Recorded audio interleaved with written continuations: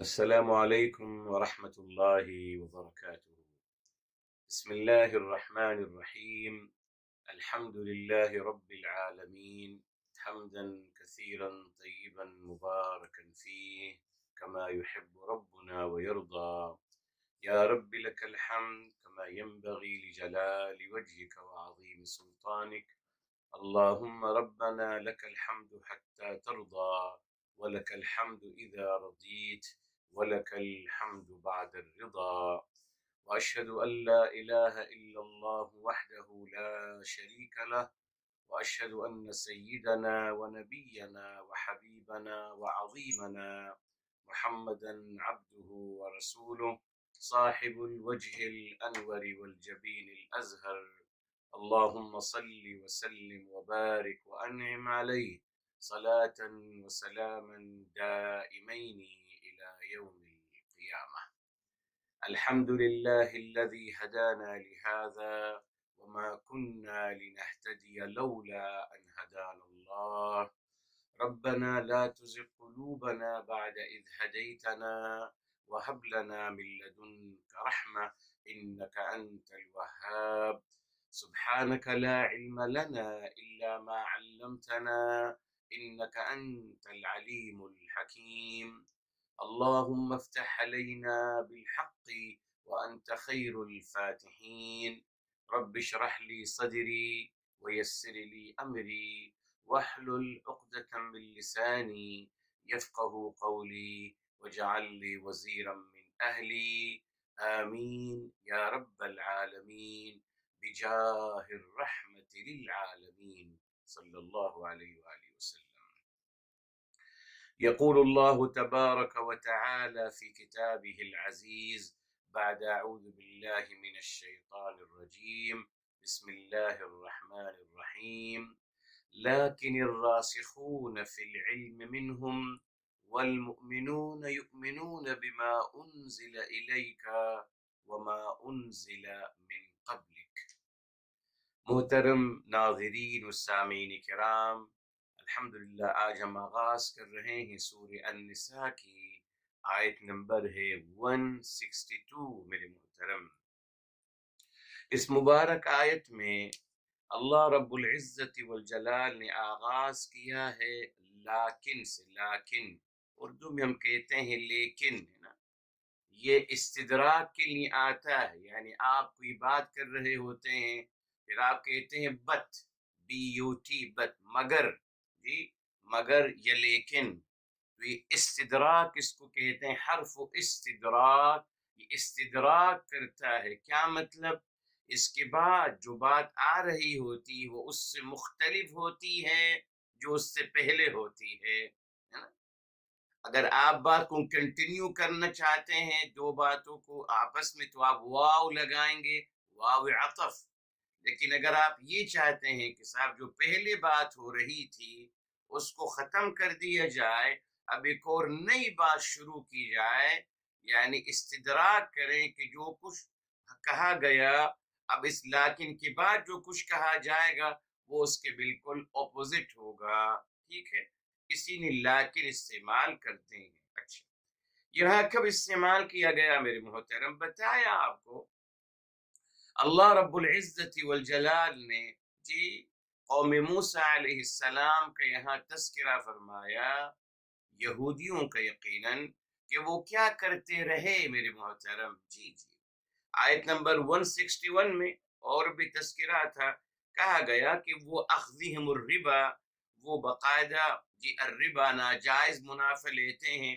مکمل ڈیٹیل آپ کو بتائے میرے محترم، وقد نہوا عنہ، اور یقیناً ان کو اس سے روکا گیا تھا کہ آپ ناجائز منافع مت لیجیے، مگر وہ صحیح کرتے ہیں۔ پھر انفسائز کرنے کے لیے کہا گیا وَأَكْلِهِمْ أَمْوَالَ النَّاسِ بِالْبَاطِلِ، اور لوگوں کا ناحق، اور لوگوں کا مال کھاتے ہیں باطل طریقے سے۔ کیا ہے باطل طریقہ؟ ناجائز منافع، جھوٹ بول کر، دھوکہ دے کر۔ اس لیے فرمایا وَأَعْتَدْنَا لِلْكَافِرِينَ مِنْهُمْ، بتایا تھا آپ کو میرے محترم اللہ تعالیٰ کی شان کریمی، اور یہی ہمارا انداز، یہی قرآن کی تعلیم ہے۔ کہ ہم جب کسی کے بارے بات کریں تو بس اسی بات کا تذکرہ کریں. آج ہمارے یہاں لوگوں کا تذکرہ کرتے ہیں من حیث القوم، یہاں تک بھی منع ہے میرے محترم. بہرحال کچھ لوگوں نے لکھا کہ صاحب یہودی جو ہیں وہ فطری طور پر غلط ہیں، فطری طور پر غلط ہیں، فطری طور پر بہت دھوکہ دیتے ہیں، فطری طور پر جی قتل و غارت گری کرتے ہیں، فطری طور پر ان کے اندر استحصال اور جبر اور ظلم کا ان کے اندر ایک ایلیمنٹ پایا جاتا ہے فطری طور پر. نہیں سر، یہ قرآن کے اگینسٹ ہے. جی جی میری محترم، یہی تو مشکل ہے روایات کا یا اپنی سوچ کا. یہودیوں کے حوالے سے یا اور ایک مثال دے رہا ہوں، بیکوز اکثر ہمارے مسلمان ماشاءاللہ یہودیوں کے بارے میں جو کہتے ہیں کہ صاحب وہ فطری طور پر پیدائشی یوں ہیں.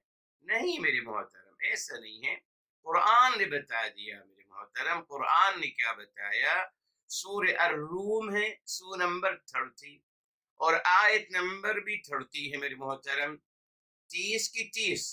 کیا ہے وہاں محترم؟ فرمایا فَأَقِمْ وَجْهَكَ لِلدِّينِ حَنِيفًا فِطْرَةَ اللَّهِ الَّتِي فَطَرَ النَّاسَ عَلَيْهَا. یہ دین فطرت ہے میرے محترم، یکسوئی کا مزاج. فطرة الله التي فطر الناس عليها لا تبدیل لخلق اللہ. اللہ تعالیٰ کی تخلیق میں کوئی تبدیلی نہیں ہوتی. اس سے ثابت ہو گیا قرآن کریم کی آیت سے کہ اللہ تعالیٰ نے تمام انسانوں کو پیدا فرمایا ہے، پیدا فرماتے رہیں گے فطرت سلیمہ کے ساتھ. جی ان کے اندر خیر کی محبت، ان کے اندر انسانیت کی محبت پائی جائے گی فطری طور پر میرے محترم. جی کوئی بھی انسان معاذ اللہ پیدا نہیں ہوتا میرے محترم پیدائشی کوئی برا نہیں ہوتا، پیدائشی کوئی جھوٹا یا قاتل یا ظالم نہیں ہوتا. وہ خود بنتا ہے یا حالات اس کو بناتے ہیں.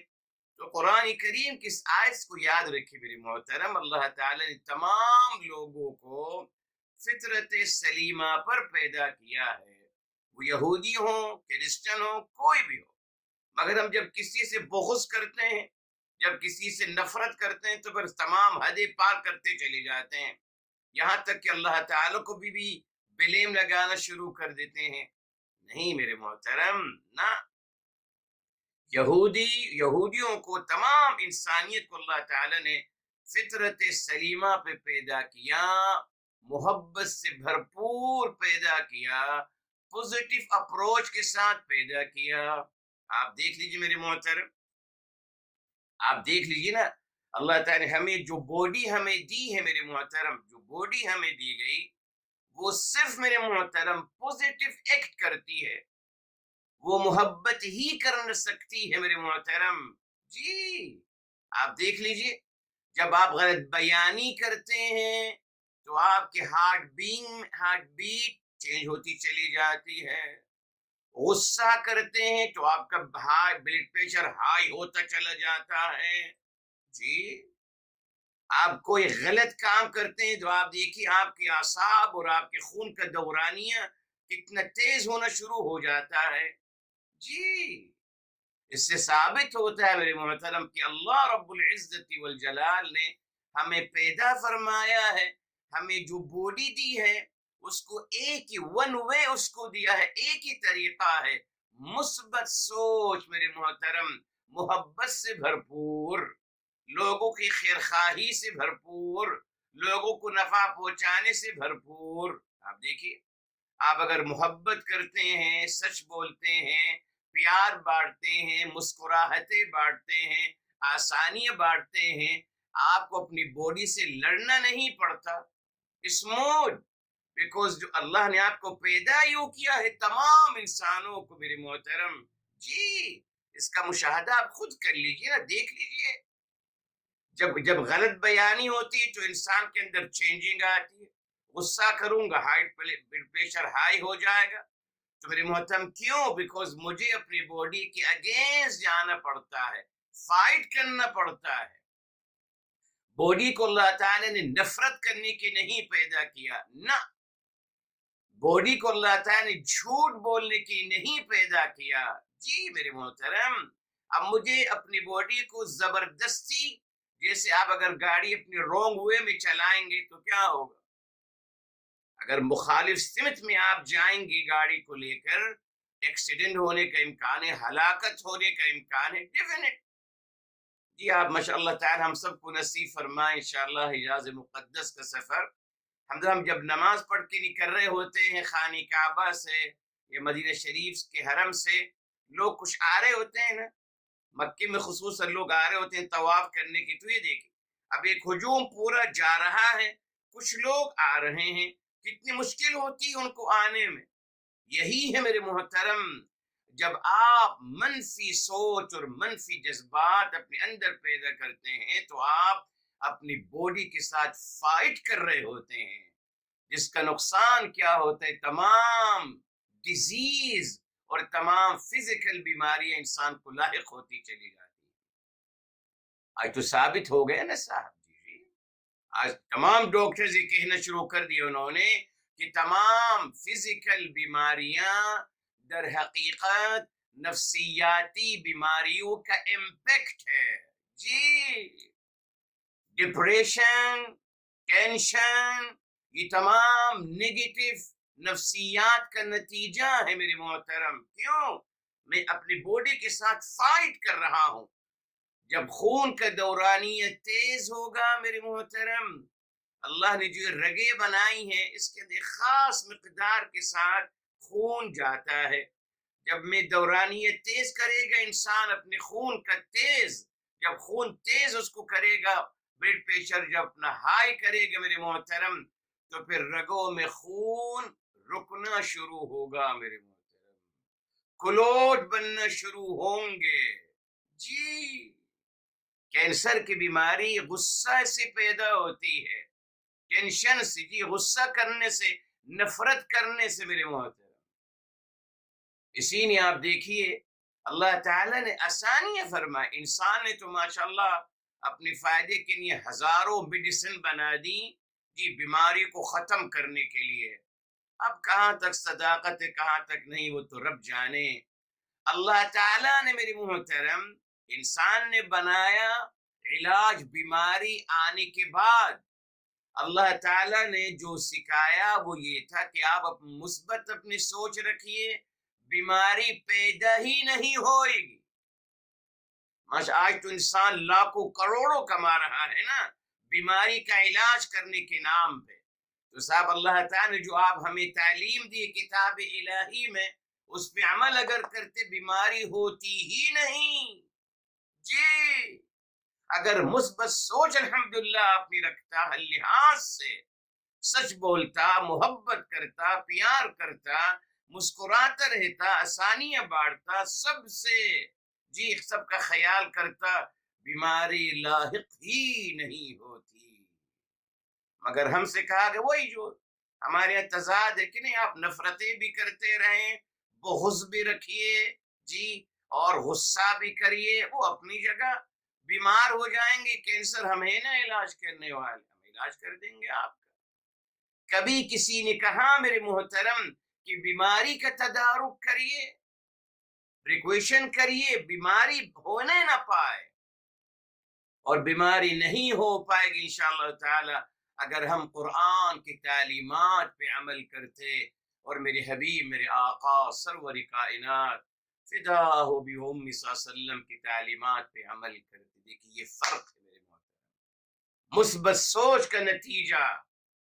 اسی لیے یہ نہیں کہا کریں، بہرحال بات کہیں اور نکل گئی۔ تو میرے محترم اللہ تعالیٰ نے سب انسانوں کو مثبت سوچ محبت کرنے کے لیے صرف پیدا کیا۔ جی اللہ نے جو باڈی ہمیں عطا کی ہے یہ ون وے کام کرتی، اور وہ اونلی محبت، خیر خواہی اور پیار، یہ ہے اللہ نے یوں بنایا ہے باڈی کو۔ اسی لیے آپ مشاہدہ کر لیجیے، بتا دیا آپ کو۔ اچھا تو میرے محترم یہ ہم نے سیکھنا چاہیے کہ ہم جب بھی کوئی بات کریں میرے محترم انصاف کے تقاضے کے ساتھ بات کریں۔ ہمارے ہاں تو ماشاءاللہ بس سب یوں ہی ہیں، اور اگر اللہ نہ کرے کسی سے نفرت ہے تو اس کی اچھائیاں بھی برائی بن کے بیان کرنا شروع کر دیتے ہیں۔ یہ نہیں ہونا چاہیے۔ اس کی طریقے سے اگر کوئی اچھا لگتا ہے تو اس کی برائیاں بھی اچھا ہونا شروع ہو جاتی ہیں۔ انصاف کا تقاضا نہیں ہے میرے محترم، غلط جو بات جس حد تک ہے وہاں تک۔ یہاں دیکھیے اللہ تعالیٰ نے بتا دیا کہ ان میں سے جو نافرمان ہیں ہم نے ان کے لیے المناک عذاب تیار کیا ہے۔ اشارہ مل گیا کہ الحمدللہ جو توبہ کر لیں گے، استغفار کر لیں گے، رجوع کر لیں گے، خلاص مسئلہ نہیں ہے۔ اسی طریقے سے اللہ تعالیٰ نے 162 میں فرمایا لیکن الراسخون، اب اللہ تعالیٰ بتا رہے ان میں سے، لیکن مگر الراسخون، راسخون فی العلم، علم میں۔ اچھا، اب رسخہ کا مطلب کیا ہے میرے محترم؟ رسخہ کا مطلب ہے الثابت فی موضعہ، جو اپنی جگہ مضبوط ہو اس کو کہتے ہیں الراسخ۔ جی، اسی لیے پہاڑ کو کہتے ہیں رواسی بھی کہتے ہیں اور راسخ بھی کہتے ہیں، الجبال الرواسی۔ جی، تو پہاڑ اسی لیے اپنی جگہ کھڑا ہوتا ہے میرے محترم، مضبوطی کے ساتھ، اس کو کہتے ہیں رسا او رسخا۔ تو رسخا، جی، فرق یہ کہ رسا وہ فزیکل لحاظ سے ہوتا ہے میرے محترم، اور رسخا کا وہی مطلب ہے مضبوط اپنی جگہ کھڑے رہنا، مگر وہ معنوی لحاظ سے دل کے گہرائی میں، جی دل کے گہرائی میں۔ فرمایا جو ان میں راسخین فی العلم ہیں، علم میں جو رسوخ رکھتے ہیں۔ یہاں بھی ایک بات الجھ گئی میرے محترم، جی بتاؤں گا انشاءاللہ بھی آپ کو تفسیر قرآن بالقرآن، مگر ہمارے کچھ لوگوں نے یہ کہنا شروع کر دیا کہ راسخین فی العلم ایک کچھ الگ لوگ ہیں، جی ایک الگ کیٹیگریز ہیں، اور وہ لوگ جنہوں نے خود علم حاصل کیا اور خود اپنے کمال فن کو استعمال کرتے ہوئے علم کے بلند مقامات پہ پہنچ گئے۔ نہیں میرے محترم، غلط۔ اس کی دلیل یہ میرے محترم، انہوں نے سمجھا علم کا مطلب یہی ہے آیت نمبر، حدیث نمبر، فلاں کتاب، فلاں نالج۔ انہوں نے علم کو نالج سمجھا میرے محترم، اور نالج آج کی دنیا میں اسلام کی نالج، المستشرقین، اورینٹیلسٹ، معروف لوگ ہیں میرے محترم، جی جی باہر دنیا میں میرے محترم وہ پی ایچ ڈیز کی سپروائزرنگ کر رہے ہیں، جی ان کو قرآن کا، عربی زبان کا، حدیث کا، تاریخ کا، فقہ کا، مسلمانوں سے بہت زیادہ نالج ان کے پاس موجود ہے۔ ہمارے خود مسلمان وہاں جاتے ہیں اور پی ایچ ڈیز کرتے ہیں ان کے انڈر، ان کی سپروائزرنگ میں میرے محترم، ان کے پاس نالج تو زیادہ ہے میرے محترم۔ تو پھر وہ ہوئے الراسخین فی العلم، علم میں مضبوطی اور علم میں پختگی تو ان لوگوں کی ہوئی پھر جو یہودی ہیں، جی کرسچنز ہیں، جی میرے محترم، اورینٹیلٹ، ان کے لسٹ المستشرقین وہ ہیں پھر۔ ہاں دیکھا آپ نے، ہمیشہ شیطان نے اصل میں یہی کوشش کری کہ انسان کو بتایا جائے کہ سب آپ کا کمال ہے، بس آپ کا کمال ہے، آپ ریسرچ کر رہے ہیں، آپ محنت کر رہے ہیں، آپ کا کمال ہے اگر آپ نے کچھ لکھا ہے یا کچھ بولا ہے۔ اعوذ باللہ میرے محترم، جی اسی لیے آپ دیکھیں محترم بات غلط ہوتی چلی گئی۔ اب آئیے میرے محترم سورہ آل عمران کی طرف آتے ہیں میرے محترم، اور شروع میں ہی الحمدللہ شروع میں ہی آیت ہے، جی یہ ہے میرے محترم آیت نمبر 7۔ جب فرمایا گیا میرے محترم، جی میرے محترم جب فرمایا گیا وَمَا يَعْلَمُ تَأْوِيلَهُ إِلَّا اللَّهُ، 3 کی 7 ہے، وَمَا يَعْلَمُ تَأْوِيلَهُ إِلَّا اللَّهُ وَالرَّاسِخُونَ فِي الْعِلْمِ يَقُولُونَ آمَنَّا بِهِ كُلٌّ مِّنْ عِنْدِ رَبِّنَا۔ ٹھیک ہے، اس آیت کو میرے محترم ہمارے مسلمانوں نے ماشاءاللہ یوں سمجھا کہ جو آیت نمبر 7 کا جو ٹاپک ہے وہ یہی ہے، هو الذی انزل علیک الکتاب، اللہ تعالیٰ ہی ہیں جنہوں نے آپ پر، اے میرے حبیب، میرے آقا صلی اللہ علیہ وسلم، آپ پہ کتاب الہی نازل فرمائی۔ جی اس میں کیا ہے؟ فرمایا منہ آیات محکمات، اس میں کچھ آیتیں ہیں جو محکم ہیں، جی وَأُخَرُ مُتَشَابِهَاتٌ، اور کچھ ہیں جو متشابہات ہیں۔ یہ بہت لمبی بحث ہے میرے محترم کہ محکم کیا ہے، متشابہ کیا ہے، بہت کچھ لکھا ہے اہل علم نے، جی پڑھا جا سکتا ہے۔ میری ناقص عقل میں جو آیا آپ کے ساتھ شیئر کر رہا ہوں، محکم کا مطلب ہے ایک میننگ والے الفاظ، قرآن سے ثابت ہے۔ کچھ الفاظ ہیں جن کا ون میننگ ہوتا ہے، یہ ہوتا ہے محکم، ایک میننگ والے۔ وَأُخَرُ، اور متشابہات کیا ہوتے ہیں میری محترم؟ ایک سے زیادہ میننگ والے الفاظ، ایک سے زیادہ، جیسے کافر کا مطلب، غفارہ کا مطلب، کتاب کا مطلب، عینن کا مطلب، بے شمار الفاظ ایک سے زیادہ میننگ رکھتے ہیں میرے محترم۔ جی اب اللہ تعالیٰ فرماتے ہیں میرے محترم، جن کے دلوں میں فَأَمَّا الَّذِينَ فِي قُلُوبِهِمْ زَيْغٌ، جن کے دل میں کجی ہے، وہ کیا کرتے ہیں؟ فَيَتَّبِعُونَ مَا تَشَابَهَ مِنْهُ، وہ صرف انہی متشابہ جو معنی جن الفاظ کے ایک سے زیادہ میننگ ہیں ان کو فوکس کرتے ہیں، انہی کا تذکرہ کرتے ہیں۔ جی کیا مقصد ہے ان کا؟ جی ابتغاء الفتنتی، فتنہ پروری ان کا مقصد ہے، لوگوں کو بدظن کرنا کے صاحب۔ یہ دیکھیے، یہ قرآن کا ایک لفظ ہے، یہاں اس کا کچھ مطلب ہے، وہاں اس کا کچھ مطلب ہے، تو کیا حرج ہے صاحب؟ مگر اس کو ایشوز بنانا، یہ کون ہے جن کے دل میں کجی ہے فتنہ پروری کی چاہت سے، اور وابتغاء تأویلہ، اور کیا مقصد ہوتا ہے ان کا؟ ان کی اپنی مرضی سے اس کی تفسیر کرنا، اپنی مرضی سے اس کی انٹرپریٹیشن کرنا۔ اللہ تعالیٰ بتا دیا کہ لوگ گمراہ یوں ہوتے ہیں۔ اب آگے فرمایا وَمَا يَعْلَمُ تَأْوِيلَهُ إِلَّا اللَّهُ، اور اس کا اوریجنل میننگ نہیں جانتا ہے سوائے اللہ تعالیٰ کے۔ وہی جو ہمیشہ کہتا ہوں آپ سے کہ ہم یہ کہیں کہ سب مجھے میری ناقص عقل میں یوں مجھے سمجھ میں آیا ہے، بس یہ کوئی نہ کہے کہ صاحب اللہ تعالیٰ کا مراد یہی ہے، یہ کوئی نہیں کہہ سکتا، یہ تو اللہ تعالیٰ کے علم میں ہے۔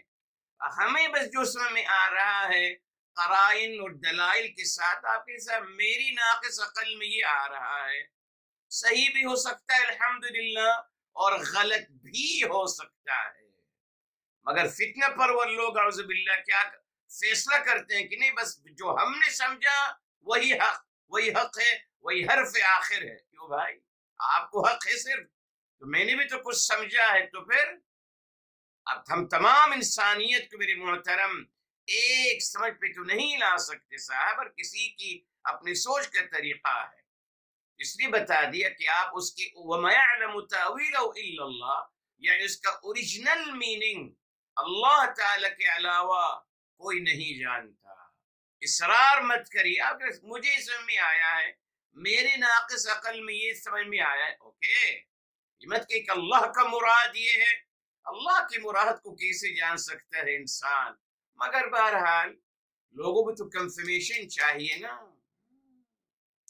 ماشاءاللہ بے عمل لوگ ہیں تو ہر کوئی چاہتا ہے کہ صاحب مجھے کنفرم کر دیجئے بس کہ میری ہی نماز قبول ہو رہی ہے۔ ارے صاحب ہم کیسے کہہ دیں کہ آپ کی ہی نماز، آپ بتائیے میری ہی نماز قبول ہو رہی ہے، میرا ہی عمرہ قبول ہو رہا ہے، میرا ہی حج قبول ہو رہا ہے، میرا ہی روزہ قبول ہو رہا ہے، میرا ہر عمل قبول ہو رہا ہے، اس پہ لوگوں نے کھیلنا شروع کیا، سرٹیفکیٹ بیچنا شروع کیا۔ جی جو سرٹیفکیٹ دیتا ہے کہ آپ کی ہی نماز قبول ہو رہی ہے، کہتا ہے پہلے فنڈ تو فنڈ جمع کرائیے پھر آپ کو سرٹیفکیٹ دوں گا، تو اس سرٹیفکیٹ کا کھلواڑ شروع ہو گیا۔ اچھا اب یہاں دیکھیے، آتا ہے والراسخون فی العلم. اب کچھ لوگوں نے، مسلمانوں نے کہا کہ صاحب یہ جو واو ہے، یہ واو استئناف ہے. کیا مطلب؟ کہ اس کا علم جو ہے میرے محترم، صرف اللہ تعالی ہی نہیں جانتے، نہ بلکہ میرے محترم جو راسخین فی العلم ہے وہ بھی جانتے ہیں. تو انہوں نے اس کو واو عطف قرار دے دیا. اپنے آپ کو اپنی علمیت کو ثابت کرنے کے لیے اپنے آپ کو اللہ تعالیٰ کے مد مقابل لیا ہے کہ اس کا اوریجنل میننگ اللہ تعالیٰ جانتے ہیں، اور جو راسخین فی العلم ہیں وہ جانتے. اب کون ہے؟ ہر کوئی اپنے آپ کو کہتا ہے راسخین فی العلم میں. دیکھا آپ نے، یہاں سے معاذ اللہ انہوں نے اس واو کو واو عطف قرار دے دیا. اللہ اکبر میرے محترم. قرآن نے کیا کہا دیکھیے، یہاں واو استئناف ہے میرے محترم، نئی بات شروع ہو رہی ہے. خلاص ایک بات مکمل ہو گئی. وما يعلم تأويله الا اللہ. بس اس کا اصل مراد اللہ تعالی ہی جانتے ہیں صرف. اب آ گیا والراسخون، نئی بات شروع رہی. اور راسخین فی العلم جو ہیں، یقولون آمنا به، وہ کہتے ہیں ہم اس پر ایمان لائے. کس پر؟ محکم اور متشابہ دونوں پر. کل من عند ربنا، وہ دونوں ہمارے رب ذوالجلال کی طرف سے ہیں. کیوں میرے محترم؟ علم کہاں سے انسان کو نصیب ہوتا ہے؟ وہ خود حاصل کرتا ہے یا من جانب اللہ عطا ہوتا ہے میرے محترم؟ جی یہ بہت بڑا مسئلہ ہے. شیطان انس اور شیطان جنات نے انسانوں کو بہکانا شروع کر دیا کہ سب آپ کا کمال ہے، آپ ہیں صاحب علم، آپ کا کمال ہے. کہاں میرے محترم؟ جب بتا دیا آپ کو میرے محترم سورہ الاعراف، چلیے پھر دوہرا دیتا ہوں آپ کے لیے. سورہ الاعراف سورہ نمبر 7 ہے میرے محترم، اور آیت نمبر ہے 43. ہمیں جس کو یاد رکھیے گا، الاعراف 7 کی 43 کیا آتا ہے اس میں؟ جو دعا میں ہمیشہ پڑھتا ہوں، الحمدللہ الذی ہدانا لہذا. تمام شکر اللہ تعالیٰ کے جنہوں نے ہمیں اسلام کی ہدایت دی.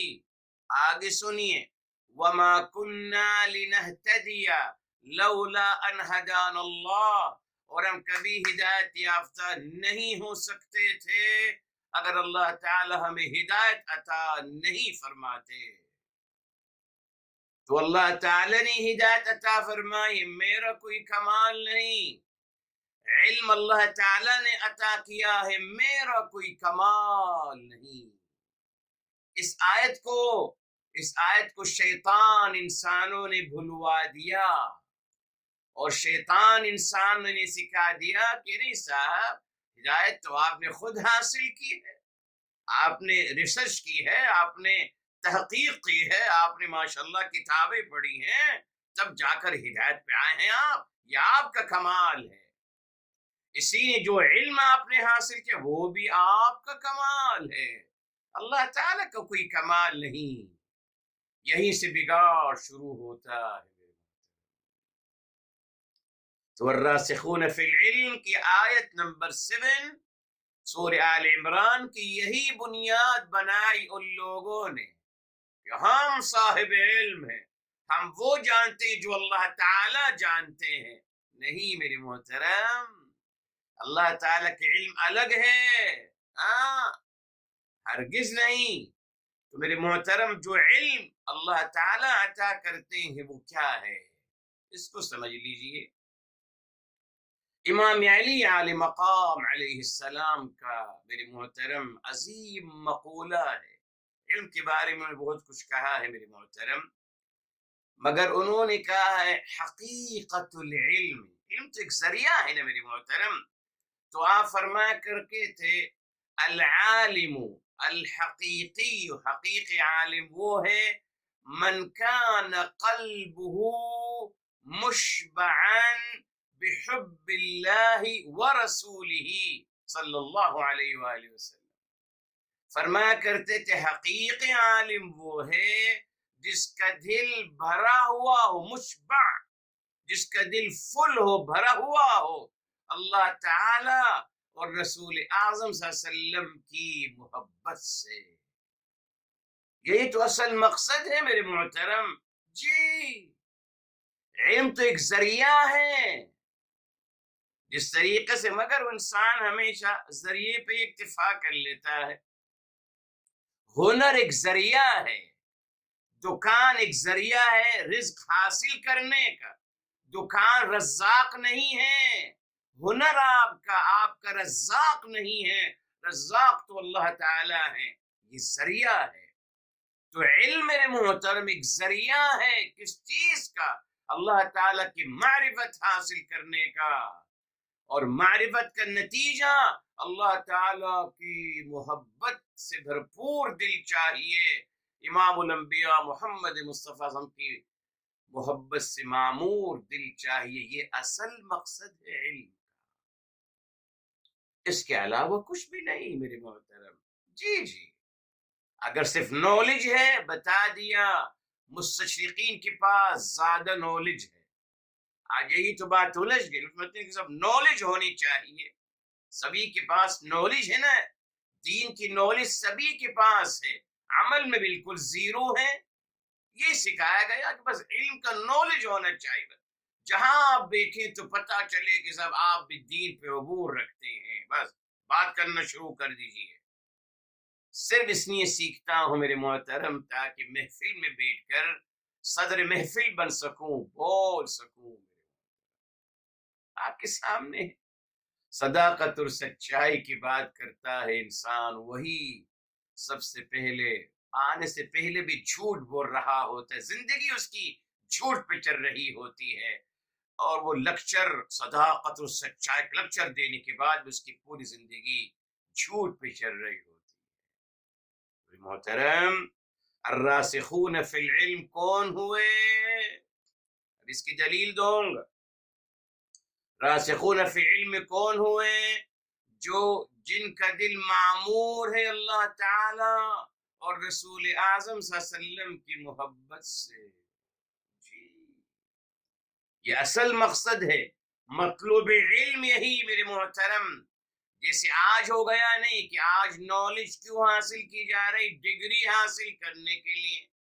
ڈگری کیوں حاصل کر رہا ہوں؟ کمائی کرنے کے لیے، انکم. جی اسی نے آپ دیکھی تمام پروفیشنل سوائے ایک ذریعہ ہو گیا کمائی کا اور کچھ بھی نہیں. انویسٹ کرتے ہیں بابا آپ میرے محترم. جی انویسٹ کرتے ہیں، اپنے بچے کو ڈاکٹر بناتے ہیں، پھر وہ ماشاءاللہ 2 سال میں سارا پیسہ کور کر دیتا ہے ماں باپ کو. ڈونٹ وری، چل رہا ہے سلسلہ. اسی نے کوئی خیر و برکت نہیں رہی میرے محترم، نہیں رہ سکتی. تو ہمیں جو سکھایا گیا وہی ہم نے دین کے بارے میں سمجھ لیا کہ صاحب دین کا علم بھی سیکھنا ڈگری حاصل کرنے کے لیے، اور ذریعہ معاش کے لیے نہیں میرے محترم. علم الہی، دین الہی کا علم ذریعہ معاش کی نہیں ہوتا. پورا قرآن پڑھ لیجئے، اس کا مقصد اللہ تعالیٰ سے محبت. کیوں؟ جتنا اللہ تعالیٰ سے آپ محبت کرتے چلے جائیں گے اتنا ان کی عبادت میں لطف اور لطف اندوز ہوتے چلے جائیں گے. آپ کی عبادت، وہی جو میں ہمیشہ کہتا ہوں میرے محترم، آپ عبادت کریں گے شوق و ذوق میں. آج میں نماز پڑھتا ہوں مجبوری کے تحت، بتا دیے اگر نماز نہیں پڑھوں گا جہنم میں جلوں گا، تو جہنم سے بچنے کی نماز پڑھ رہا ہوں. اسی میں جیسے ہو چلو ختم کرو، بوجھ ہے، بوجھ کو ختم کروں. اور اگر مجھے پتا چلتا کہ نماز اللہ تعالی سے ملاقات کا ذریعہ ہے، اپنے محبوب سے ملاقات کا ذریعہ ہے، شوق و ذوق سے کب نماز پڑھوں گا؟ جب اللہ تعالیٰ کی محبت سے دل معمور ہوگا کوئی بھی عبادت، جب دل معمور ہوگا امام الانبیاء محمد مصطفیٰ صلی اللہ علیہ وآلہ وسلم کی محبت سے، پھر ان کی پیروی کروں گا شوق و ذوق سے۔ جو بھی کام آپ کے سامنے ہے نا میرے محترم، آپ اپنے اولاد سے محبت کرتے ہیں، اپنے اولاد کے لیے اگر آپ کھانا بناتے ہیں تو کتنی محبت اور شوق و ذوق سے بناتے ہیں، کتنا خیال رکھتے ہیں۔ اور اگر آپ سے کہا جائے کہ وہ کوئی ناپسندیدہ، آپ کو جو ناپسندیدہ شخصیت ہے وہ کھانے پہ آ رہا ہے، تو آپ کیسے بناؤ گے کھانا؟ بے دلی سے کھانا پکاؤ گے تو صحیح، نام بھی ہوگا کہ پکایا ہے کھانا، مگر اس میں روح نہیں ہوگی۔ اس لیے بنیاد کو سمجھ لیجیے۔ ٹھیک ہے صاحب، دو باتیں آپ کو بتا دی الحمدللہ جی۔ اچھا، اب آگے چلی، فرمایا لیکن الراسخون فی العلم منہم، ان میں الحمدللہ جو رسوخ فی العلم رکھتے ہیں۔ اچھا ہاں جی، اسی نے آپ دیکھ میرے محترم دلیل آپ کو دیتا چلوں کہ عالم کون جی، آج تو عالم وہ ہے جس کے پاس ڈگری ہے، جو ماشاءاللہ جانتا ہو، جو مسائل جس کو یاد ہوں، کتابوں کے نام یاد ہوں، حدیثوں کے حوالے یاد ہوں، قرآن کی آیتوں کے حوالے یاد ہوں، یہ ہے بہت بڑا عالم نہیں میرے محترم۔ یہ ڈگری حاصل کر روزہ معاش کا مسئلہ ہے۔ آگے چلیے، یہاں دیکھیے اللہ تعالیٰ سورہ فاطر میں فرماتے ہیں، سورہ فاطر میں میرے محترم یہ دیکھیے آیت نمبر، یہ سورہ نمبر ہے 35 اور آیت نمبر ہے 28 میرے محترم، سورہ نمبر ہے 35 اور آیت نمبر ہے 28، جب فرمایا انما یخشى اللہ من عبادہ العلماء، انما صرف، یہ ادات حصر ہے، صرف اللہ تعالیٰ سے خدشہ، اللہ تعالیٰ کی تمام بندوں میں سے جو اللہ تعالیٰ کا خدشہ رکھتا ہے سب سے زیادہ کون ہے؟ العلماء، عالم لوگ۔ کیا مطلب اللہ تعالیٰ کا خدشہ رکھتے ہیں؟ اللہ تعالیٰ سے بے انتہا محبت کرتے ہیں، اللہ تعالیٰ کی معرفت ان کو زیادہ ہوتی ہے جی میرے محترم۔ جیسے اردو میں کہتے ہیں بادشاہ کے غصے سے اور بادشاہ کے ظلم و جبر سے سب سے زیادہ کون ڈرتا ہے؟ اس کا وزیر، کوئی اس سے کلوز ہے، اس کو پتا ہے جب بادشاہ سلامت ناراض ہوتے ہیں تو پھر گردن ہی کٹواتے ہیں ڈائریکٹ۔ عوام الناس کو تو نہیں پتا نا، عوام الناس تو بادشاہ سلامت عوام الناس کے لیے سال میں ایک دفعہ نکل کر ہاتھ ہلا دیتے ہیں بس، مگر یہ وزیر ان کے ساتھ رہتا ہے 24 گھنٹے، ان کی خلوت میں، ان کی جلوت میں، ان کے سفر میں، آنے میں، کھانے میں، پینے میں، تو ان کو زیادہ کلوز جانتا ہے نا صاحب، زیادہ کلوز جانتا ہے، اس لیے وہ زیادہ ڈرتا ہے ان سے۔ تبھی اللہ تعالیٰ فرمایا العلماء جو ہیں وہ اللہ تعالیٰ کو زیادہ کلوز جانتے ہیں، اسی لیے وہی اللہ تعالیٰ کا خدشہ رکھتے ہیں میرے محترم۔ میں ہمیشہ پھر وہ بات آپ کو دہرا دوں، میں ہمیشہ کہتا ہوں وہی ابھی انسان جس چیز سے جتنا قریب ہوتا ہے اس کا اثر زیادہ لیتا ہے نا۔ ٹھیک، میں اپنے گھر میں بیٹھ کر سمندری ہواؤں کو انجوائے کرنا چاہوں نہیں ہو سکتا نا، کچھ کم اثر ہوگا۔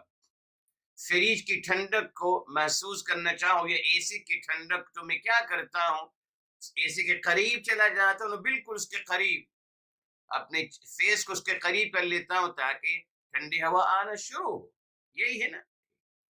اسی لیے میرے محترم اگر میں سمندری ٹھنڈی ہواؤں کو انجوائے کرنا چاہتا ہوں تو میں ساحل سمندر پہ جاؤں گا، ہے نا، اتنا قریب ہو جاؤں گا، بالکل ساحل سمندر پہ کے اندر چلا جاؤں گا، لہروں کے سامنے جا کے کھڑا ہو جاؤں گا، اتنا کلوز ہو جاؤں گا سمندر کی ہواؤں سے، تو یقیناً پھر سمندر کی ہوائیں زیادہ اثر کریں گے مجھ پر، یہی ہے نا میرے محترم۔ ٹھیک، اب آپ بتائیے میرے محترم، اپنے آپ کو عالم کہنے والا یہ دعویٰ کرتا ہے کہ میں اللہ تعالیٰ سے بہت کلوز ہوں، تو صاحب اللہ تعالیٰ کی قربت سے کیا سیکھا آپ نے؟ اللہ تعالیٰ کا تعارف الرحمن الرحیم ہے، بے انتہا محبت فرمانے والے، مستقل پیار فرمانے والے، یہ اللہ تعالیٰ کا تعارف ہے۔ اسی میرے محترم آپ جب قریب ہو رہے ہیں اللہ تعالیٰ سے تو ڈیفینٹ یہ صفت رحیمی آپ کے اندر آنی چاہیے تھی، اصولی بات ہے۔ تبھی دیکھیں میرے محترم اللہ تعالیٰ نے جب اپنے بندوں کا تذکرہ فرمایا جو ان سے کلوزر ہوتے ہیں، تو محترم یہاں دیکھیں جب اللہ تعالیٰ نے اپنے بندوں کو اپنے ساتھ منسوب کرنا چاہا، جی تو کیا فرمایا کہ کون ہے میرے خاص بندے؟ وہی علماء کی بات ہو رہی ہے۔ اب یہاں سورہ الفرقان میں میرے محترم سورہ نمبر 25 ہے، یہاں کیا فرمایا جا رہا ہے یہ دیکھیں، یہاں فرمایا جا رہا ہے میرے محترم وعباد الرحمن، اللہ اکبر، آیت نمبر 63 میرے محترم فرمایا وعباد الرحمن، رحمان کے بندے، یہ دیکھیں بتا دیا جو مجھ سے کلوز ہوتے چلے جائیں گے وہ میری صفت رحیمی اڈوپ کرتے چلے جائیں گے۔ یہی وجہ ہے میرے محترم کہ میرے حبیب، میرے آقا سرور کائنات فدا ہو بھی و امی صلی اللہ علیہ وآلہ وسلم، آپ سب سے زیادہ کلوز ہیں اللہ تعالیٰ کی ذات عالیہ سے، تبھی آپ کو اللہ تعالیٰ نے سراپا رحمت بنا دیا، سراپا رحمت، تبھی آپ کو رؤوف بھی کہا، رحیم بھی کہا میرے محترم۔ اس نے غور فرما لیجیے، سوچی گئے اس کے بارے میرے محترم کہ میں کس سے قریب ہونے کا دعویٰ کر رہا ہوں اور میری شخصیت کیا ہے پھر میرے محترم، رویہ میرا کیا ہے؟ کیا میں نے اللہ تعالیٰ کی صفت رحیمی کو اپنایا؟ کیا میں عباد الرحمن میں شامل ہوا؟ میرے اندر بھی صفت رحیمی اور میرے اندر بھی تمام انسانیت کے لیے بلا استثناء بلا تفریق محبت ہوئی؟ کیا میں بھی رب العالمین کی طرح تمام انسانوں کو محبت کرتا ہوں؟ سوچئے کیا ہمیں سکھایا گیا میرے اعوذ باللہ میرے محترم، جتنا انسان دین کا دعویٰ، جھوٹی دین کا دعویٰ کرتا ہے آپ دیکھ لیجئے، اتنے ہی وہ سب سے زیادہ اعوذ باللہ بد اخلاق والے، گالیاں دینے والے، قتل و غارت گری کرنے والے۔ کس سے قریب ہو رہے ہیں لوگ؟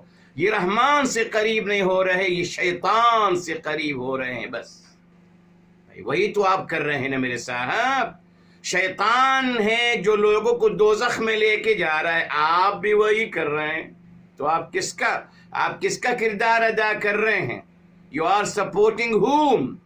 اللہ تعالیٰ تو جنت میں لے کے جاتے ہیں، جانا چاہتے ہیں لوگوں کو، شیطان لوگوں کو دوزخ میں لے جانا چاہ رہا ہے۔ آج فیصلہ کر لینا چاہیے کہ میں کیا کر رہا ہوں، لوگوں کو میں شیطان کو سپورٹ کر رہا ہوں، جی بھلے رحمان کا نام لوں مگر میرا عمل بتا رہا ہے کہ میں شیطان کو سپورٹ کر رہا ہوں۔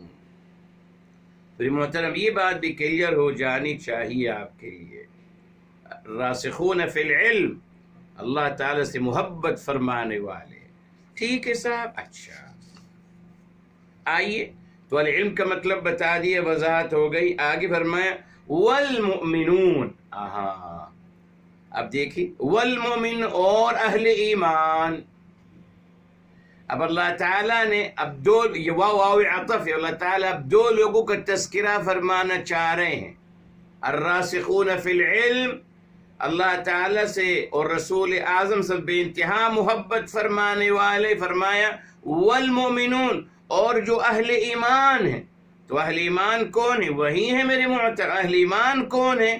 اللہ تعالیٰ اور رسول اعظم صلی اللہ علیہ وسلم سے محبت فرمانے والے، جی اب اللہ تعالیٰ ان دونوں کا تذکرہ ایک ساتھ بیان فرما رہے ہیں۔ اس سے پہلے آیت کے اخیر میرے محترم انعام کا تذکرہ ہوگا، ریوارڈ کا تذکرہ ہوگا۔ اب اللہ تعالیٰ تھوڑا سا ڈیفائن کر رہے ہیں کہ کون ہے اہل ایمان، جی چند باتیں یہاں بیان کی جا رہی ہیں، چند باتیں۔ نمبر 1 فرمایا یؤمنون بما انزل الیک، یہ اہل ایمان ایمان لاتے ہیں میرے محترم بما انزل الیک، جو آپ پہ نازل کیا گیا، جو آپ پہ نازل کیا گیا، وما انزل من قبلک، اور جو آپ سے پہلے نازل کیا گیا۔ ٹھیک ہے میرے محترم، یہ اللہ تعالیٰ کی شان کریمی اور رحیمی ہے میرے محترم۔ جی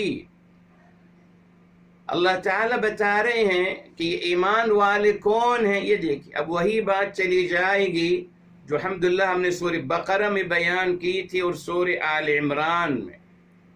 اہل ایمان وہ ہیں جو ایمان لاتے ہیں جو کچھ نازل کیا گیا آپ پر اے میرے حبیب صلی اللہ علیہ وآلہ وسلم، اور جو کچھ آپ سے پہلے نازل کیا گیا، یعنی تمام آسمانی کتابیں جو نازل ہوئیں ہر نبی کے ساتھ، جن کی تعداد جتنے انبیاء ہیں وہ اتنے ہی ہیں۔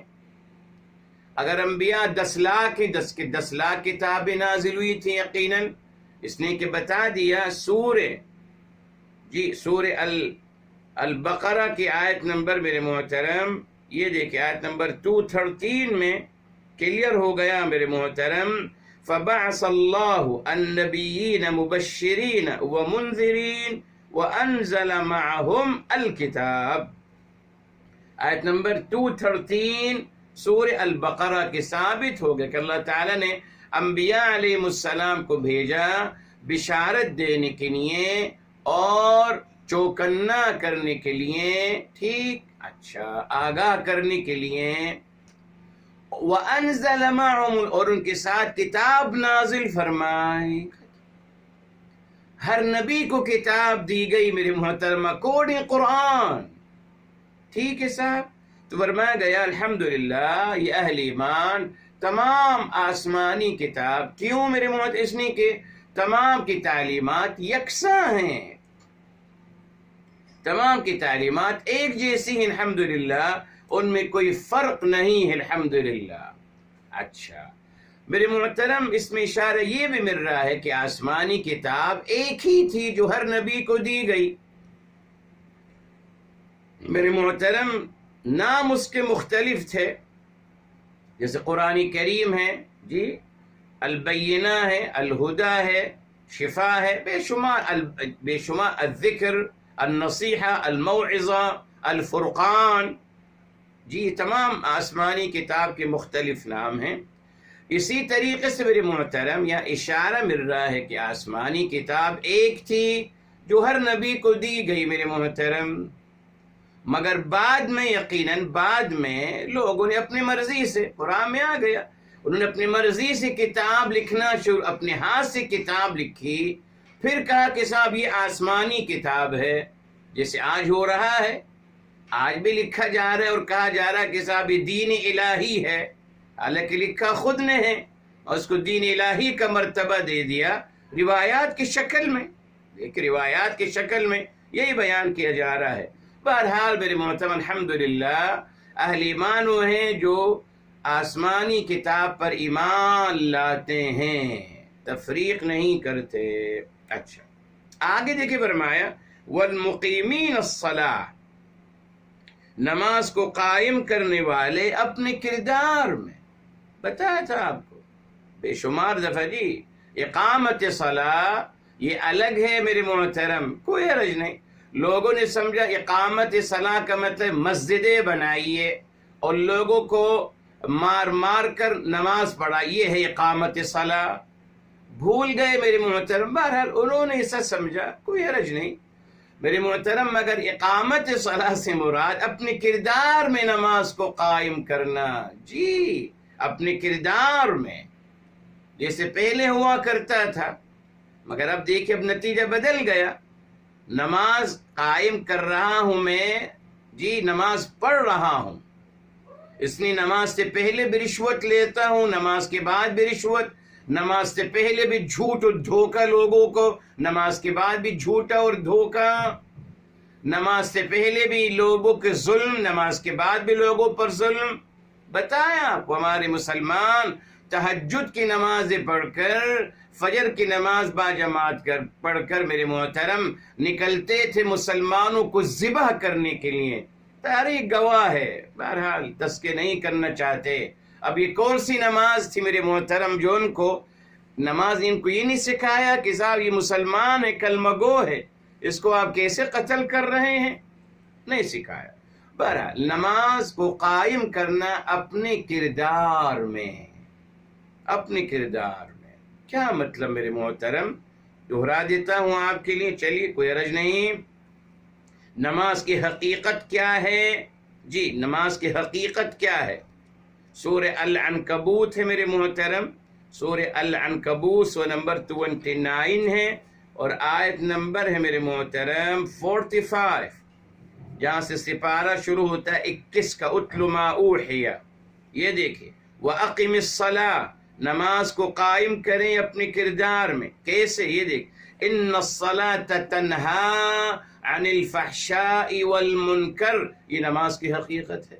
بے شک نماز روکتی ہے جی نازیبا قول و عمل، الفحشاء نازیبا قول و عمل، المنکر غلط بات سے.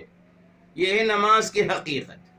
یہ ہے نماز کو اپنے کردار میں قائم کرنا. تو نماز ایک ذریعہ ہے میرے محترم، نماز ایک ذریعہ ہے اپنے آپ کو غلط اور برے کاموں سے بچانے کا. آپ دیکھ لیجئے کیا یہ پایا جا رہا ہے نماز میں؟ اس کا فقدان ہے. وہی میرے محترم جو علامہ اقبال مرحوم رحمت اللہ تعالی نے فرمایا تھا، جب بھی سجدہ ریز ہوا تو زمین سے آئی یہ صدا، تیرا دل تو ہے صنم آشنا، تجھے کیا ملے گا نماز میں. دل تو ہے صنم آشنا. نماز میں حساب کتاب کرتا ہوں اپنے کاروبار کا، پلاننگ کرتا ہوں نماز میں، کیا ملے گا مجھے نماز میں. دیکھا آپ نے کیوں؟ محبت نہیں، شوق و جذبہ نہیں. اس نے فرمایا نماز کو اپنے کردار میں قائم کرنے والے، اگر مسلمان نماز کو اپنے کردار میں قائم کرتے میرے محترم، کوئی ظلم اور زیادتی نہ ہوتی اس سرزمین میں.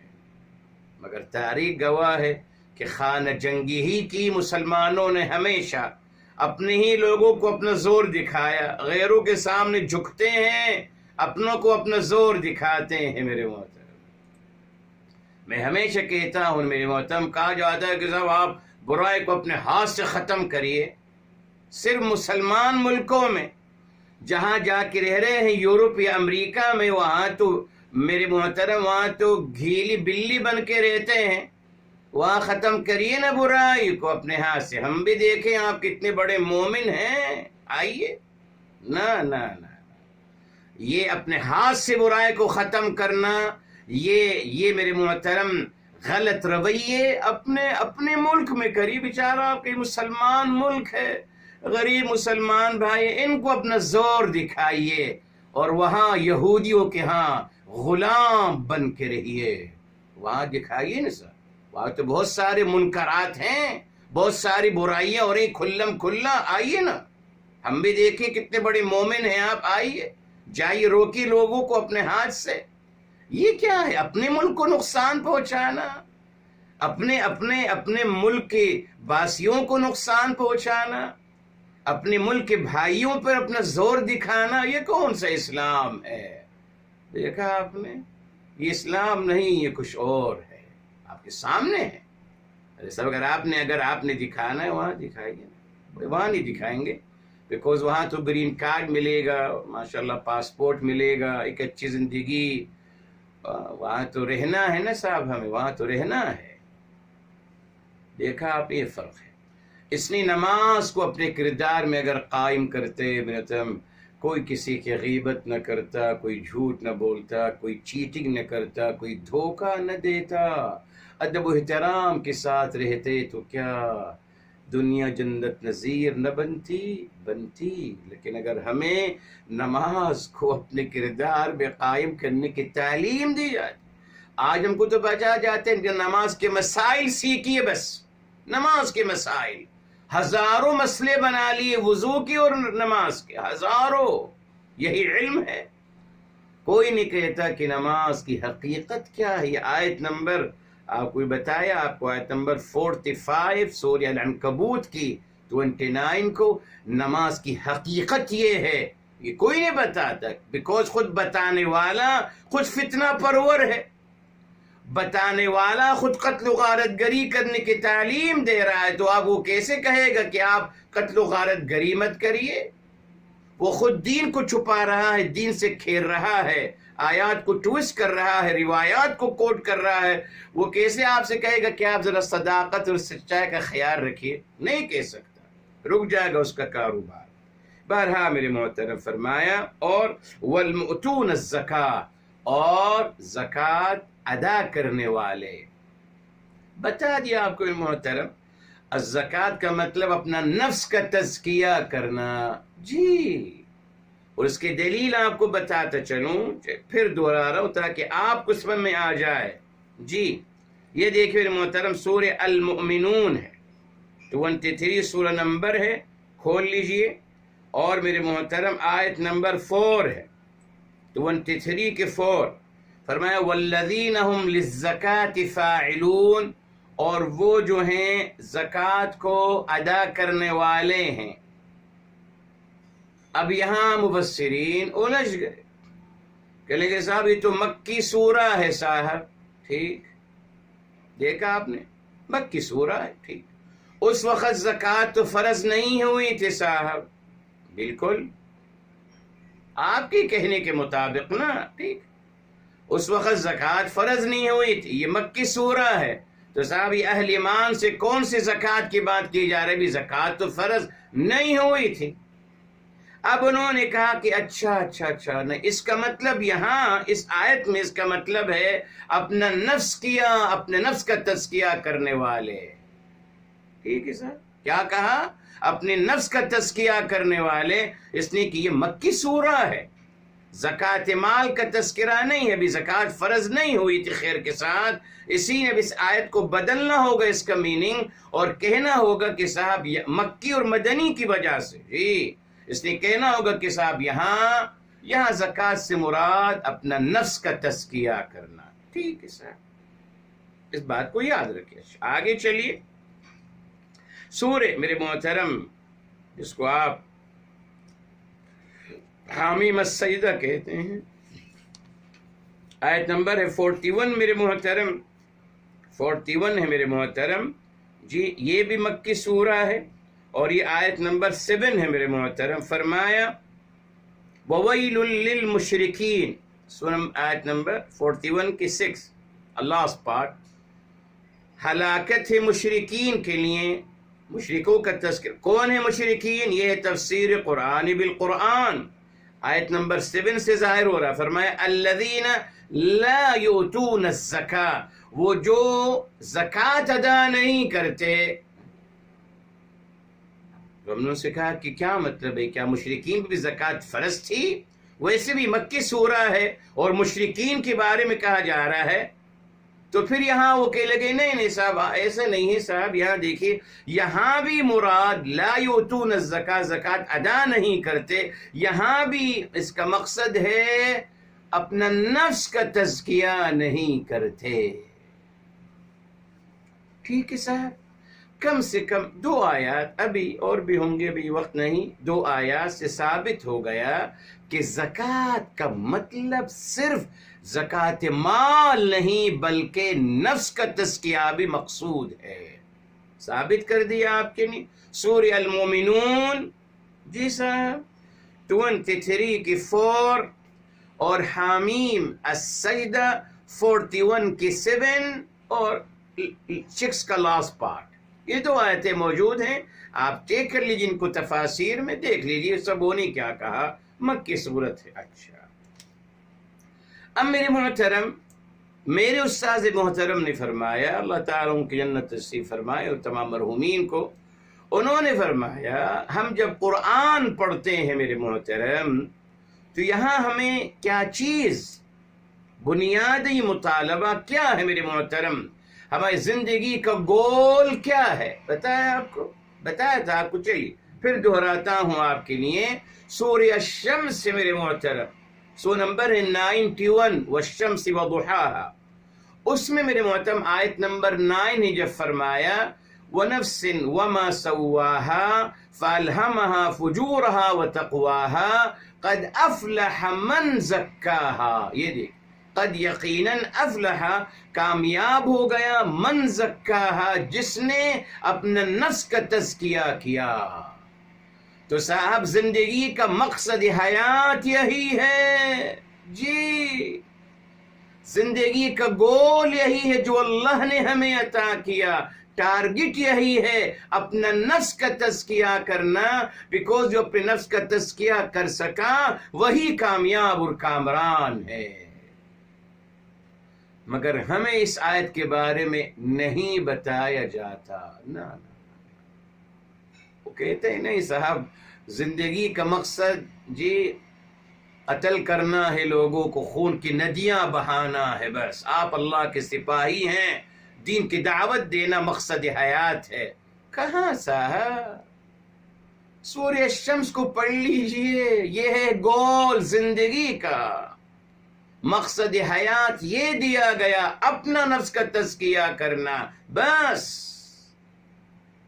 دیکھا آپ نے کتنا چھپایا ہے قرآن کریم کی تعلیمات کو، کتنا چھپایا گیا میرے محترم، محروم رکھا گیا ہمیں، ابھی بھی رکھ رہے ہیں جی، ابھی بھی نہیں چاہتے نہ عربی زبان کوئی پڑھ سکے، نہ قرآن کو کوئی سمجھ سکے، نہ، اور اگر قرآن بیان بھی کریں گے تو انہی روایات کے تناظر میں، اعوذ باللہ، انہی روایات کے تناظر میں۔ کلیئر ہو گیا؟ یہ ٹارگٹ ہے میرے محترم، اسی لیے اللہ تعالیٰ نے اس ٹارگٹ کا بار بار تذکرہ کیا۔ دیکھیے ہمیشہ نماز کو اپنے کردار میں قائم کریں اور اپنے نفس کا تزکیہ کرتے رہیں جی، اپنا نفس کا تزکیہ کرتے رہیں میرے محترم۔ جس تناسب سے آپ کا نفس کا تزکیہ ہوتا چلا جائے گا، اس تناسب سے آپ کا کردار بہتر ہوتا چلا جائے گا، یہ دونوں لازم اور ملزوم ہیں میرے محترم، دونوں لازم اور ملزوم۔ نفس کا اپنا تزکیہ کرتے رہنا، اگر یہ ٹارگٹ میں دیا جاتا تو بس میں اپنی ہی فکر کرتا نا، ہم کو تو ٹارگٹ دیا گیا کہ لوگوں پہ نظر رکھو، بس آپ کی ذمہ داری ہے لوگوں کی اصلاح کی، آپ کی ذمہ داری ہے لوگوں کی رہنمائی کرنے کی، ہماری جی آپ کی ذمہ داری لوگوں کو زبردستی دین پھیلانے کی، جو نہ مانے قتل کر دو، خون کی ندیاں بہاؤ، اعوذ باللہ۔ اپنا تزکیہ کوئی نہیں کرتا مستمیت میرے محترم، ہمیں لوگوں سے فرصت ملے گی تو اپنی فکر کروں گا نا صاحب، ہم تو زندگی کا مقصد لوگ ہیں، بس لوگوں کی برائیوں کا، لوگوں کی جو ویک پوائنٹس ان کا تذکرہ کرنا، لوگوں پہ نظر ڈالنا، یہ مزاج ہے۔ آپ تو بہرحال کم جاتے ہیں مسجدوں میں، لیکن اگر آپ جاتے ہیں باہر ملکوں میں، خیر وہاں تو نہیں ہوتا، آپ یہاں اگر کوئی بیچارہ مرد نماز پڑھنے چلے جائے مسجد میں، نماز پڑھنے کے بعد اس کے دائیں اور بائیں والے لوگ اس کو گھیر لیتے ہیں کہ آپ نے نماز میں یوں کیا، آپ نے ہاتھ یہاں رکھا ہوا تھا، پاؤں آپ کا یہاں تھا، کپڑے آپ کی یوں تھے، یہ تھا۔ تو بھائی انسان مجھ سے پوچھتا ہے کہ بھائی آپ لوگ نماز پڑھ رہے تھے فرض امام کے پیچھے، یا مجھے چیک کر رہے تھے؟ کیا کر رہے تھے آپ؟ مجھے چیک کر رہے تھے کہ میں کیسی نماز پڑھ رہا ہوں؟ تو آپ نے کیا پڑھا پھر؟ آپ نے کیا؟ یہ مزاج ہے، یس، لوگوں پہ اعتراض کرنا، لوگوں پہ نقطہ چینی کرنا، یہ ہم مسلمانوں کا مزاج بن گیا میرے محترم، بنا دیا گیا۔ ہر کوئی سامنے والے میں کمیاں اور کیڑے تلاش کرتا ہے ہر کوئی میرے محترم، اور اپنے آپ کو کامل و اکمل قرار دیتا ہے۔ یہ امت مسلمہ کے تنزل کا سبب ہے میرے محترم۔ جب تک اپنے آپ کا احتساب نہیں کرنا شروع کروں گا، جب تک اپنا تزکیہ نہیں کروں گا، بات نہیں بنے گی۔ بہرحال تو المؤتون الزکاة، جی، اور اپنا نفس کا تزکیہ کرنے والے، ہم اس کا ترجمہ یوں کرتے ہیں پورے قرآن میں۔ کچھ لوگوں نے 2 آیتوں میں کیا، مکی مدنی کی وجہ سے۔ الحمدللہ ہم پورے قرآن میں اسی کا تزکیہ، اسی کا ترجمہ یوں کرتے ہیں بیکاز یہ مقصد حیات ہے، گول آف لائف، اس کو بار بار ریپیٹ کیا اللہ تعالیٰ نے۔ یہ ٹھیک ہے صاحب، کیونکہ اللہ تعالیٰ نے مال کے حوالے سے ہمیشہ انفاق کا مطالبہ کیا، انفقو، خرچ کرو، خرچ کرو، ٹھیک ہے صاحب۔ اچھا آگے فرمایا والمؤمنون باللہ والیوم الآخر۔ اب اللہ تعالیٰ پھر ایک اور دفعہ، یہ دیکھ ان 2 باتوں کا تذکرہ کرنے کے بعد اللہ تعالیٰ پھر فرماتے ہیں کہ وہ اہل ایمان مزید کون ہیں؟ جی مزید کون ہیں؟ جو ایمان لاتے ہیں اللہ تعالیٰ پر اور یوم آخرت۔ بتایا تھا آپ کو محترم الحمدللہ پہلے بھی جب تدبر قرآن کر رہے تھے الحمدللہ کہ بنیادی 2 چیزیں ہیں میرے محترم، ایمان باللہ اور بیوم الآخر، ڈے آفٹر۔ ایمان باللہ میں الحمدللہ ڈیفینٹ میرے محترم اس میں مشتمل ہے، انکلوڈ ہے ایمان بالرسول صلی اللہ علیہ وآلہ وسلم۔ جی ایمان باللہ کا الگ سے کوئی تصور نہیں، کلمہ انکمپلیٹ ہے۔ دین اسلام میں آنے کے لیے کلمہ یہی ہے، لا الہ الا اللہ پہ اکتفا کرنا۔ آپ دین الہی میں نہیں آ سکتے، آپ کسی اور دین میں جا سکتے ہیں، کوئی حرج نہیں، مسئلہ نہیں ہے۔ لیکن اگر آپ دین اسلام میں آنے کے انٹرسٹڈ ہیں، اگر آپ چاہتے ہیں دین الہی میں اپنے آپ کو شمار کرنا، تو پھر آپ کو محمد الرسول اللہ صلی اللہ علیہ وآلہ وسلم کا اقرار کرنا ہوگا۔ تو در حقیقت 2 ہی ہیں رکن بنیادی، ایمان باللہ، اس پہ انکلوڈ ایمان بالرسول صلی اللہ علیہ وسلم، اور ایمان بالیوم الآخر، آخرت پہ یقین۔ کیوں؟ بیکاز وہ ڈے آف ججمنٹ ہے، ڈے آف ریزلٹ۔ اگر آخرت کیا ہے میرے محترم؟ ریوارڈ اور ایوارڈ ملنے کا دن، صلہ ملنے کا دن۔ تو اگر اس کا تصور کلیئر نہیں ہوگا، جی اگر میرے محترم بچوں کو پتہ چل جائے کہ صاحب رزلٹ ڈے اناؤنس نہیں ہوگا، کوئی رزلٹ نہیں بتایا جائے گا، تو آپ کا تمام تعلیمی نظام ختم ہو جائے گا۔ آپ کا تعلیمی نظام جو چل رہا ہے خیر کے ساتھ، وہ رزلٹ ڈے پہ تو چل رہا ہے، اور کس پہ چل رہا ہے؟ جی آپ ختم کر دیجیے اس کو، تعلیم خود بخود ختم ہو جائے گی۔ تو اسی طریقے سے محترم دین الہی الحمدللہ اللہ تعالیٰ جو تعلیمات عطا کریں، جو رہنمائی عطا کری، جو ہمیں نصیحتیں دی گئیں، وہ کیوں ہیں؟ آپ کو اس کا صلہ ملے گا۔ صلہ کب ملے گا؟ Day of آخرہ۔ یس، اس کا تصور کلیئر ہونا چاہیے۔ ریلی بچہ یا طالب علم محنت کرتا ہے خوب، جتنا اس کو یقین ہوگا رزلٹ ڈے پر، اتنی اس کی محنت بہتر ہوتی چلی جائے گی۔ اسی طریقے سے ایک مومن میرے محترم جتنا یقین اس کا مستحکم ہوگا یوم آخرت پر، رزلٹ ڈے پر، ریوارڈ اور ایوارڈ دن پر، اتنا ہی اس کے عمل میں بہتری آتی چلی جائے گی۔ اس لیے بنیادی باتیں ضروری ہیں، ٹھیک ہے۔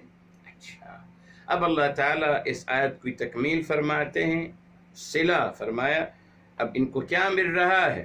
اولئک وہی لوگ، سنؤتیہم، سین یقیناً، یہ حرف تحقیق اس کو کہتے ہیں، حرف تحقیق، اولئک وہی لوگ سنؤتیہم یقیناً ہم ان کو عطا کریں گے. یہ دیکھیے عطا کا مطلب عطا کرنا ہے نا، آنا نہیں ہے میرے محترم. وہی قوم لوط علیہ السلام کے بارے میں جو انہوں نے اس لفظ کو اٹھایا عطا، کہتے صاحب آنا. ارے صاحب کس نے کہہ دیا آنا ہے؟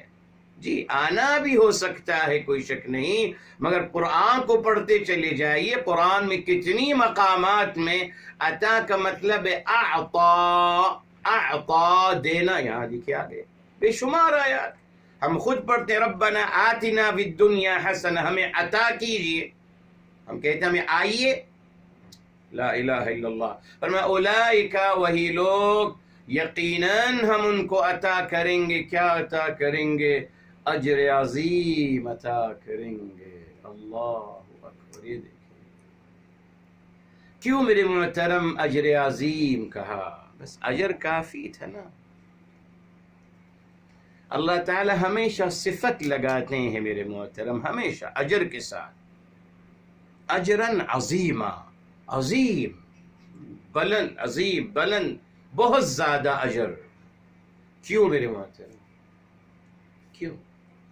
اللہ تعالیٰ کے علم میں ہے کہ انسان جو ہے، انسان کی نیچر ہے کہ وہ چاہتا ہے کہ ہر چیز اسے the بیسٹ ملے. کوشش اسی کی کرتا ہے بہرحال the بیسٹ ملے. جاب اگر ملے تو سب سے اچھی ہو،